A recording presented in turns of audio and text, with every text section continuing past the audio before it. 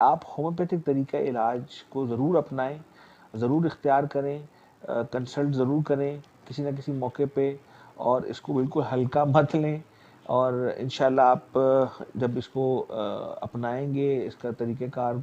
को, इस इलाज को और आज़माएँगे, तो आप इस बिल्कुल नाउम्मीद नहीं होंगे। ये आपको बहुत फ़ायदा देगा